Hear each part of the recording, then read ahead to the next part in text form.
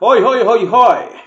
Binawi na ni Nanay Hansel yung kanyang sinabi na si Doklat daw ang isa sa nagsulsol sa kanila para magpatulpo.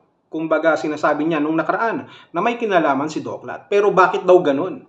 Bakit nagkaganon na parang pakiramdam ni Nanay Hansel naiiwan sila? Parang may mali. Actually, hindi naman parang may mali. May mali talaga. Kaya ngayon ang nasabi niya di ba? Ang sabi niya, para maging fair, sabi pa niya sa post ni Nanay Hansel na sila na lamang daw po ang lalayo. Kasi marami na raw po ang nadadamay. Yun ang sabi ni Nanay Hansel at marami pong nagreaksyon sa kanya pong mga kataga na binitaywan. Pero eto ngayon, nakita nyo naman, may panibagong post si Benben, si Nanay Hansel.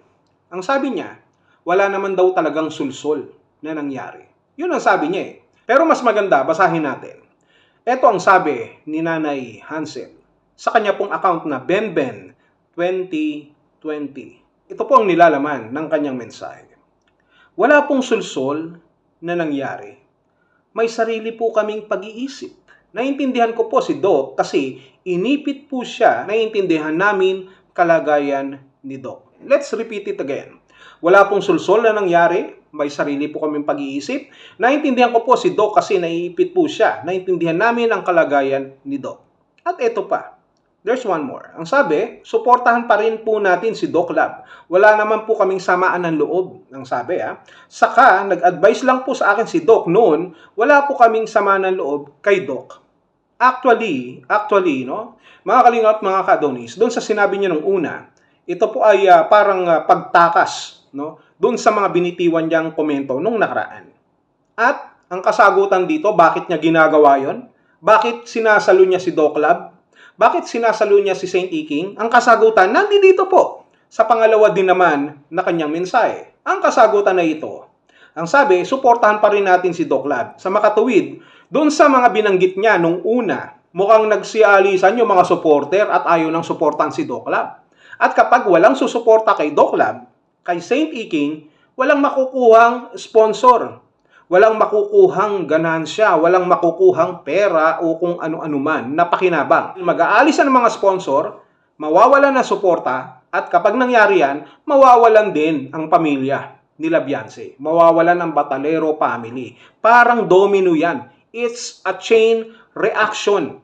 Kaya nga, doon sa binitawan na salita na komento ni Nanay Hansel nung nakaraan, ito po ang isa sa sumira sa kredibilidad sa paninindigan ni Doc Lab, ni Saint Iking. At ito rin po ang naging dahilan kung bakit may mga tao na ayaw na sa kanya, na sila po ay nagkakahiwalay-hiwalay na parang mga magjojowa, na pagkatapos ng kanilang hindi pagkakaintindihan, sila po ay unti-unting maghihiwalay. Maaring magsimula sa cool-off, pero kapag nakita nila, eventually ang problema, maghihiwalay po sila. At dyan papasok ang walang forever. At yung forever na tinatanggap nila na suporta ay mawawala. Dahil sa sinabi ni Nanay Hansel, at ito po ay nakadamage doon po sa kredibilidad ni Doc Lab, na kahit siya po ay tinatawag na ng simbahan, pero mas lumalabas dito na tinatawag na po siya doon sa baba. Yun ang ibig sabihin natin dito. Kaya nga, binabawi niya ngayon ni Nanay Hansel ito pong mga sinabi niya kay Doc Lab sapagkat mawawalan po ng suporta, mawawalan ng pakinabang. Yan po ang totoo dyan. Yung unang sinabi ni Nanay Hansel, sa tingin ko yan ang totoo. Naniniwala ako. At itong pangalawa na to na sinabi niya, yung pagbawi niya sa kanyang statement, ito po ay para na lamang to lessen the damage. Kumbaga, damage control ang ginawa dito ni Nanay Hansel. Akalain mo yun, nililigtas niya pa ngayon, ito pong si Saint Iking, dyan po sa mga issue na nag-uumpugan daw dahil naiintindihan daw nila na naiipit lamang. Ang totoo dyan, sino ba may sabi na pumunta sila sa ganung sitwasyon at maiipit ngayon? Ito pong si Doc Lab. Bakit naiipit? Kasi nga magulo na yung mga nakapaligid sa kanila. Sila mismo, hindi pa nabubuo. Yung Team Guapa, nagkakandaleche-leche na.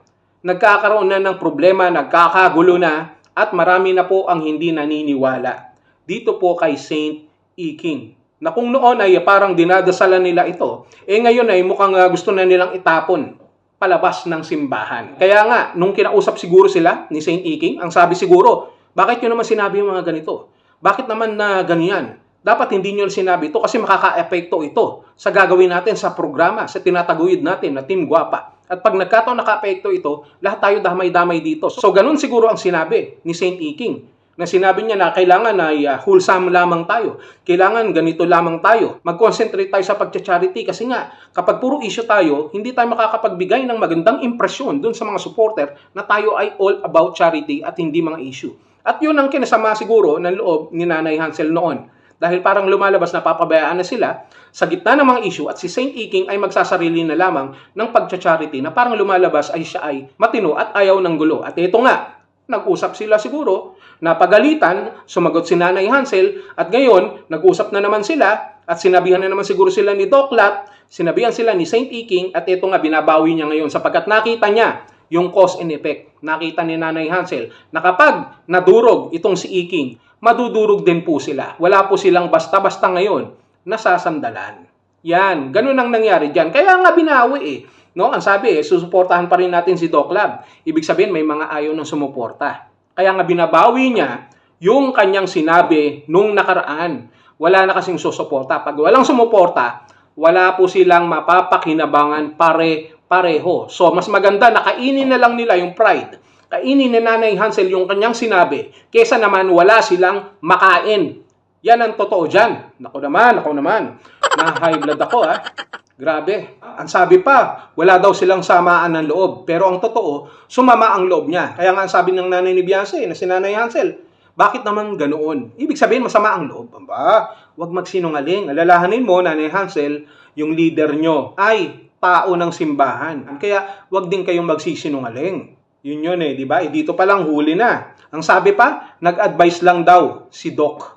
Nag-advise lang daw. So, hindi sila pinagalitan, nag-advise lang. Kaya ay binabawi mo na dahil nasira, napuruhan. Ito pong si Saint Iking. Nagkakagulo na, marami na ang hindi naniniwala at dahil dyan, aalis ang mga sponsor. At pagkatapos umalis, wala nang pakinabang. Pare-parehas kayong mawawalan. At pag dumating yung pagkakataon na yan, lalo kayong mababash at pagtatawanan. Sabi nga ni Baby Bopel kanina, ay okay na raw sana no? Napupuruhan na si Saint Iking at bumabalik kahit papano yung kumpiyansa ng iba dito kay Beyonce na nagamit ni Saint Iking. Pero ngayon, dahil sa sinabi uli ni Nanay Hansel, babalik na naman ngayon yung inis, yung pambabash, yung mga galit ng ibang tao dito kay Guapa, dito kay Beyonce at sa inyong pamilya. Ang katanungan ko ngayon, sino ngayon ang naiipit dito? Si Saint Iking ba o si Beyonce at ang inyong pamilya? Sino ang naiipit? Mahirap kasi yung papalit-palit tayo ng statement. Alam nyo, hindi tatayo yan. Kung nasa korte tayo, bagsak na. Kasi nga,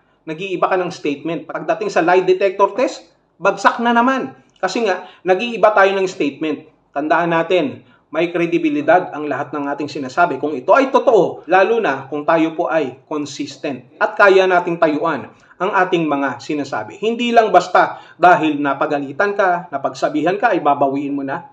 Mahirap po yun. Inililigtas nyo sa tiyak na kapahamakan, tiyak na pagbagsak. Ito pong si Saint Iking.